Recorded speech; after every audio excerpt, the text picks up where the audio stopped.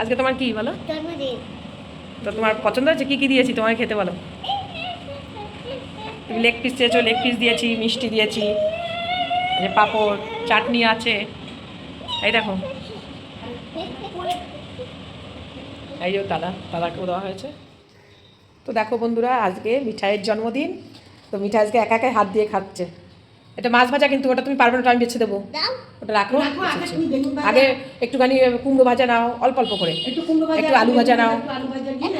5 রকম আর 3 রকম ভাজা দিলে হয় তো ও যেহেতু বেগুন ভাজা ছাড়া খায় না তো ওকে 3 রকম ভাজা দিয়েছি আর ডাল আহামরি কিছু করতে পারিনি কারণ সময় নেই অত এমনি ঠান্ডার মধ্যে ভালো লাগছে না ওই দেখো আরেকটা কী করছে দেখো মাঝখানে দেয় কেউ ডালটারে তো মাংস দিয়ে কী করে খাবি মাংস ঝোল দিয়ে খাবি না এদের খাওয়া দাওয়া সত্যি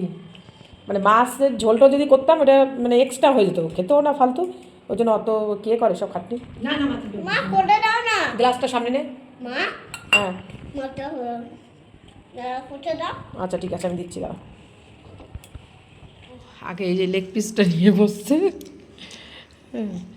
ওর খাওয়া দাওয়া ওই নামেই সাজানো ওর জন্য অত খাটনি করিনি করলে তো পাবদা মাছ ছিল রান্না করা যেত কিন্তু দূর কে করে খাবে না ফালতু আর সময় নষ্ট আর আমার পুরো গলা বসে গেছে ঠান্ডায়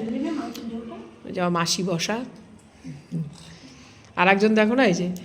রান্না করে কি হবে এত কিছু এই যে ডাল দিয়ে পুরো ভাত মেখে নিয়েছে ওইদিকে মাংসের ঝোল পড়ে রয়েছে মাংসের ঝোল দিয়ে অল্প একটু খায় না কেউ ও বাবা ঝাল তুমি খেতে পারবে না মাংসের ঝোলটা তুমি আগে এইটা দিয়ে খাও